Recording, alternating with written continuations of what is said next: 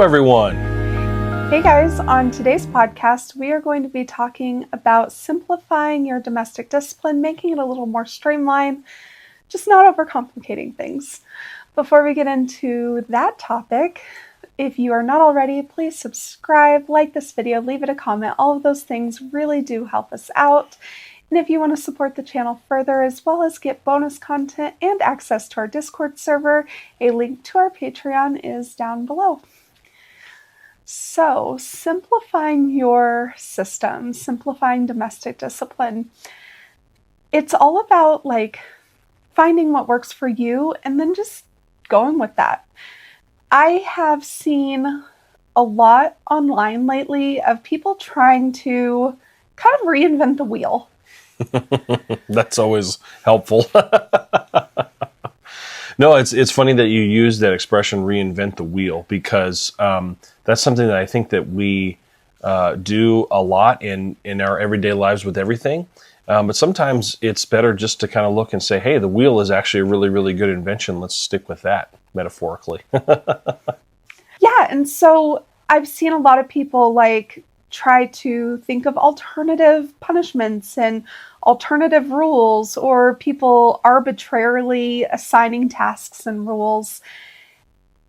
And it's like, is that something that you really need or not? And so we tend to like to keep our lives simple in every aspect. We don't talk about it a lot, but we live in a smaller home. We try to own less things. We try to just live as simply as possible because that's what we have found works best for us. And the way we use domestic discipline is an extension of that overall philosophy that we hold in our lives. Now, what you want to be careful of, and one of the things that we have also done, is that a minimalistic lifestyle, I guess, for a lack of a better term, sometimes you want to be careful with that. So, and what I mean by that is that don't eliminate things that you just think you need to eliminate them just in order to be minimal or simple.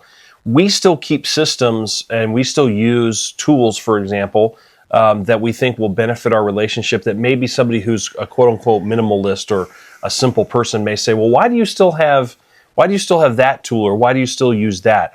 And so the important thing that we want you to know is that keep things in place that you know are helping you. But if you do feel that you need to slim down a little bit with those systems, really just take a quick inventory of the things that you know you use well, and the things that you're like, well, no, this is really complicating it. Then feel free to let those go, but don't just minimize for minimalistic sake, if that makes sense. So what are some of the things that people tend to overcomplicate or tend to get really hung up on? The first thing I think of is labels. Having these labels of even dominant, head of household, submissive, taken in hand, domestic discipline, or dominance and submission, or DS, or, all of these things. People really like to be able to label things, and labels are not bad. They can help you stay organized. They can help you kind of recognize who holds what role. But I think as long as you understand who holds authority, who's coming under that authority, you don't need to necessarily get so caught up in what you call yourselves and how to categorize your relationship. And that's not to say that labels are not important. Labels are important for things. But really what Aria is saying here is that if you're getting to the point where maybe you guys are having disagreements, perhaps, about what you're calling one another, or you're getting confused about, well, is it right to call you this term, or is it right to use this term? Simplify it from the standpoint of sit down and have a conversation and figure out what labels work for you, if at all, and just use those labels. But don't get hung up on if there's another relationship, maybe ours, for example, because we're the ones doing the podcast, that you go, well, Coda and Aria use these terms, so we should use them. Hey, just because we use them and they work for our relationship doesn't necessarily mean that you need to use them. Sit down and figure out what works for you all, If no labels work, then great. But I think what you'll find is that with all the labels out there, some of them can be important, maybe one or two, but just figure out what works for your relationship. Yeah, it's all about finding what feels authentic to you and how you express your relationship and how you understand your roles within that relationship. The most important thing for domestic discipline is to understand who holds that authority and who is coming under that authority. And as long as you have that understanding, you can call it whatever you want. Absolutely. Absolutely. And you don't, again, just try to find something that feels authentic to the two of you, and don't worry about whether or not that makes sense to anybody else or whether or not that aligns with anyone else. Just kind of figure it out for yourselves and don't get so caught up in trying to find a sense of broader community. Absolutely. The next thing I think that people tend to overcomplicate is punishments. Uh-oh. I was in that category for a long time. I have seen so many things just in different online spaces where people are complicating punishments. They want to have this like laundry list of non-spanking punishment options, and they're trying to get away from spanking, and they're trying to punish their taken in hand or their submissive partner, whatever label you want to use. They're trying to find ways to punish them without using spanking. I think that this idea of like getting away from spanking totally comes from that concept of like, we can't use it for pleasure and for fun and also have it as a punishment. So we need to have all these other alternatives, and they're creative, but I think they're complicated. Yeah, and the key piece here, and don't knock on me if you're a spreadsheet person, but if you've got this huge spreadsheet of all the different punishments and everything that goes with them, all the different violations for that and stuff, you probably got too many. So you really want to sit down and simplify. We've talked a lot about on this podcast how we first started and how complicated punishments got. And we finally have it deduced down to, again, something that works for us. And I'm not going to detail it too much here, but the point is you're really finding that in your domestic discipline relationship, that punishments are really becoming a burden from the standpoint that you really don't want to do them. You don't want to follow through with them. Because the reason is, gosh, there's just all these different options that I have to choose from, and I'm just not sure what to choose from. Definitely take a look to try to simplify, because that's probably why you're struggling. If you've ever heard the term decision fatigue, good term. Typically, whenever somebody talks about decision fatigue, it's about, having too many options, right? And this is no different.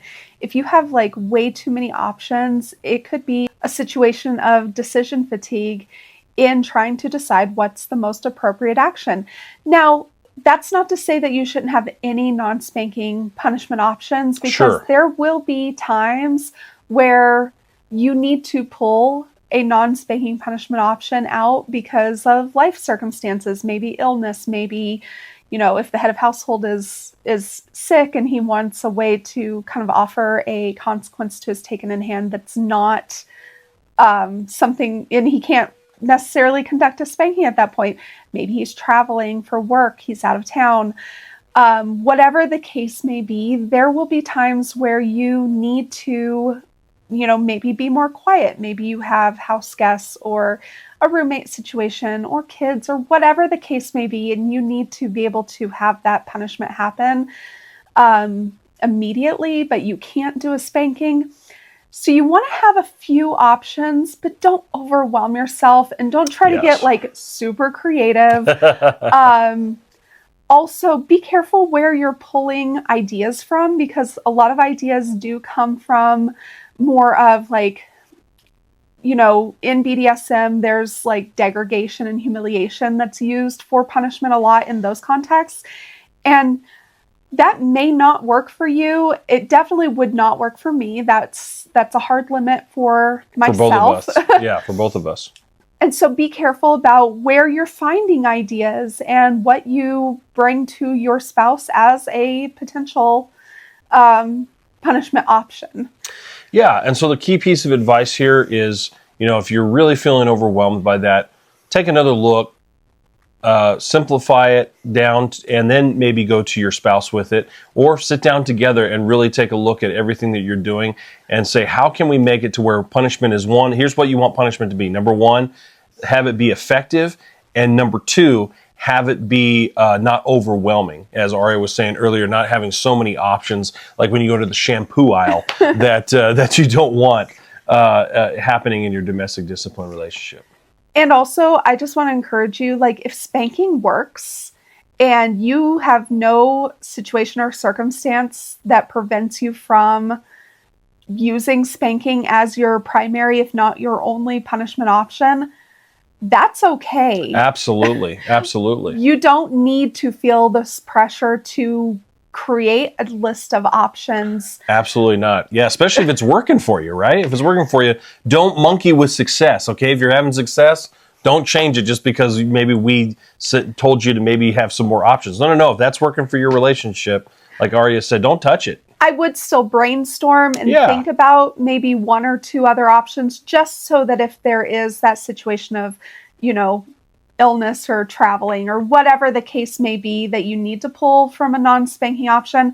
But don't feel like you need to incorporate that regularly, especially if spanking is something that is very effective and there's no reason why you can't. If it ain't broke, don't fix it. Exactly. Another way that I have seen couples way overcomplicate domestic discipline is in the rules. Oh, yeah. I think we did that too. Oh, yeah. Oh, yeah, we did. And I think that when you're first starting, you do have this temptation to create all of these rules and structures and to really itemize every single thing that the head of household is going to oversee and itemize every single thing that the taken in hand is going to do, every task, every rule, every standard. And it can get to be a lot. And it can be very overwhelming very quickly. That's very true. And just like the punishments, if you, I'm not trying to pick on all the spreadsheet people, but if you've got a huge list of some of these rules and you've got a huge spreadsheet and all of this kind of thing, you may want to, again, take a look at that, because one of the things that obviously can overcomplicate anything in life is having too long of a list. Too many things to keep track of. Even if you have it written down, it's overwhelming the mind. And what is the whole point of all the things that you're doing? Is to make your relationship better, to not make it a burden.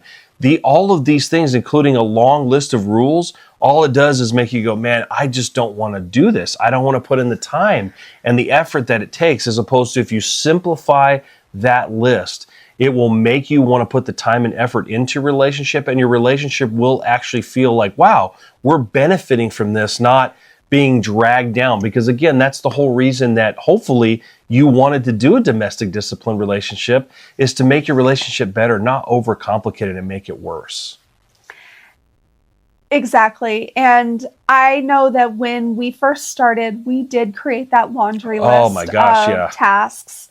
And I know that it actually became limiting from the standpoint that if something happened and it wasn't appropriate, it wasn't okay, it wasn't meeting the standard of our relationship, because it wasn't on the list, Coda was feeling like he either couldn't or wouldn't hold accountability, address it. And it was almost like it wasn't even a working list. And I think that if you're going to create a list, it needs to at least be a working list where if something comes up, you can say, hey, this isn't on the list yet, but it needs to be. And you can at least have it be kind of this working list, where we've kind of gotten to the point now where we suggest, and what we would do if we had the knowledge that we have now going into it, is to kind of create a foundation of expectations and then create pillars of priority on that foundation. And that way you don't have to worry about, is this particular behavior, is this particular thing on a list, rather than does it fit into the foundation of expectations. I'm really glad that you brought this up, because she knows I'm a checklist kind of guy. I'm a list kind of guy. That can be a really good thing in a lot of different scenarios. But what we found is, and we still have a list, don't get me wrong, but where that can be a problem is that because I love to put everything on the list, we had so much, it was like, okay, we need to make the list a little simpler. So if you've got a huge list right now, start maybe breaking those down into categories so that the list is smaller. So you just have a list of categories rather than a very detailed list. So there are still ways to do a list and keep yourself organized. We're not telling you not to do one, but really try to make that list as simple as you possibly can. So again, it doesn't feel overwhelming. With all the options that you have, you can overwhelm your mind and again, overwhelm your relationship and your partner. You don't want to do that. In our next podcast, we are actually going to go into how to lay a foundation of expectations and how to build those pillars of priority for your particular relationship, because those are going to be different for every relationship. What you value will be different from someone else. And so we're going to kind of go into how to build that structure without having to itemize every single rule. Yeah, and you don't want to do that. And basically what we learned by trying it the wrong way a lot. We've learned more from our failures than we have our successes, but that's why we're sharing it with you. Yeah, so hopefully you can learn from our failure as well, and you don't have to go through that learning I'm going to curve. save you some steps. Yeah. And I think really of all the things that we've been talking about, the one thing that we want you to take away is that here's where where people the most can complicate the relationship, is thinking that you have to take on this burden as the head of household or as a taking of hand by yourself. That this is all up to me. No, the whole reason that you started a domestic discipline relationship is, yes, to define roles, to have a head of household perhaps and a taken in hand. Those are the terms I'm going to use anyway. But remember that all of the rule making, the checklist making, everything that we talked about doesn't fall on one person. Have the conversations. Again, we always talk about communication. Communicate. And remember, this all doesn't fall on you to try to make it all fit perfectly and put a nice bow on it.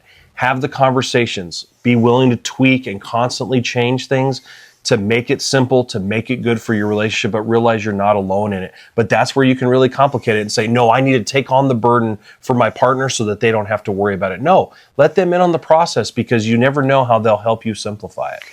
This really is a collaborative effort between the two of you in your own relationship, but also don't be afraid to reach out and get advice from others who are going through the same relationship style. That is one reason why our Discord server has been such a valuable tool, not only for us, but for the other members, is that they can reach out, they can get advice from other people that hold their same role. Within our Discord server, we have a chat channel just for heads of households to be able to go and get advice just from other heads of households. Right. We have another chat just for the taken in hands, for them to go and get advice just from other taken in hands. And then we have our general chat that everybody can kind of get advice or kind of bounce ideas or just have daily conversations. It's very low key. It's just a way to get to know other people that are going through having these relationship structures, so that you can get advice, so that you can have a sounding board. Again, the most important voices in your relationship are you and your spouse, you and your other half of your relationship. You two really do get to customize and tailor your relationship to fit your needs. But sometimes it's nice to have that external sounding board of other people that hold the same values that you do. And really, that's the whole point of the Discord server. That's why we've created that community. So put that to work. If you're a Patreon supporter, you obviously have access to that. So put that to work in order to help you to simplify things. Definitely. Well, I think that is all we have to say about that. Yeah, I think that's good. We wanted to simplify this podcast for you. I was about to say this is going to be a little bit of a shorter podcast, but I think that's good sometimes too. Yeah, absolutely. We don't need to kind of just rehash the same topic over and over again if that's not beneficial and helpful. But hey, if you think there's something that we missed, put it in the comments below, and maybe we can address that. Or if you got a question, that's what that comment section is for. Yes, absolutely. And we always have our email down below as well if you want to reach out that way. Mm-hmm. I really do try to respond to emails. I am a little bit behind in that process, so be patient, but I should be able to get back to you soon. Anyway, I hope that this conversation was helpful. I hope you got something out of it, and until next time, we will talk to you later. See you later.